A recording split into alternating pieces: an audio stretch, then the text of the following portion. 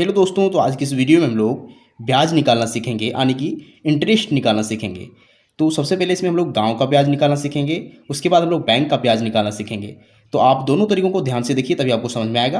तो चलिए वीडियो को स्टार्ट करते हैं। सबसे पहले हम लोग देखिए, गाँव का ब्याज का जो क्वेश्चन है ये है, गीता ने 1800 रुपये दिए लक्ष्मी को 5% मासिक ब्याज की दर पर 7 महीने के लिए, तो ब्याज निकालें तथा कुल कितना रुपया लौटाना पड़ेगा।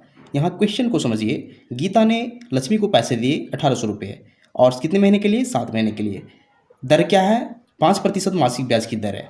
तो चलिए इस क्वेश्चन को एक खास तरह के सूत्र से सॉल्व करते हैं। सूत्र क्या होता है समझिए।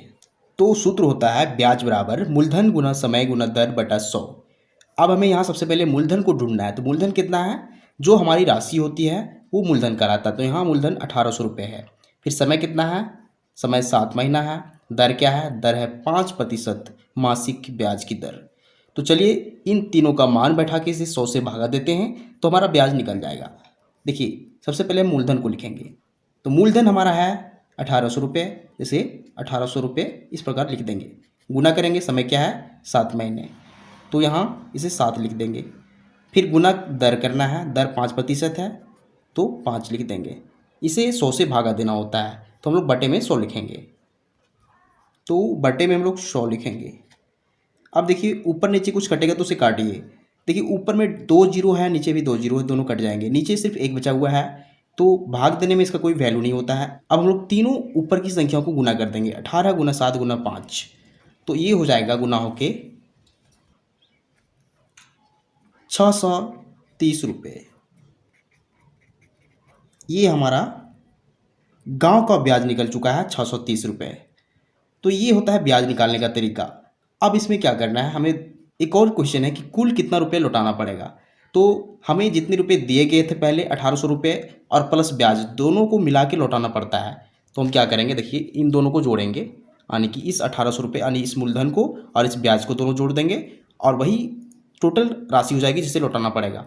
तो इसे लिखेंगे कुल राशि बराबर, सबसे पहले हम इस 1800 रुपये जो मूलधन है उसे लिखेंगे, फिर प्लस करेंगे जो हमारा ब्याज आया है 630 उसे लिखेंगे।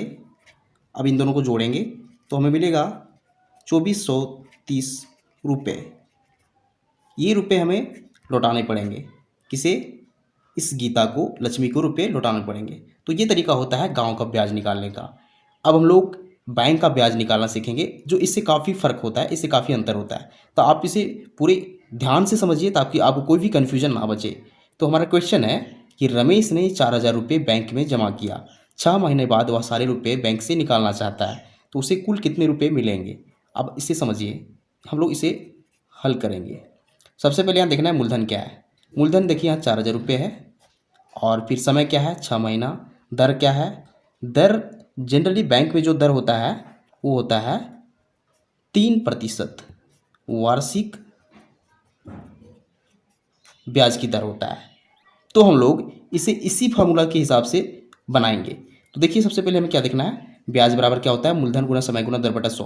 तो मूलधन कितना है? 4000 रुपये। तो चलिए हम लोग ब्याज निकालते हैं। मूलधन कितना है? 4000 रुपये। इसे गुना करेंगे 4000 गुना समय करना है।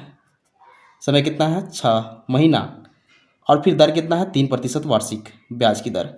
अब आपको यहाँ एक चीज़ का ध्यान रखना है कि यहाँ जो ब्याज की दर होता है वो क्या है? वार्षिक ब्याज की दर है, और समय क्या है? महीने में है।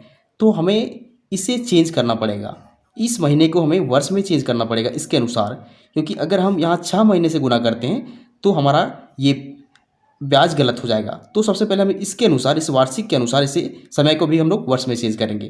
तो 6 महीने बराबर कितने वर्ष हो जाएंगे?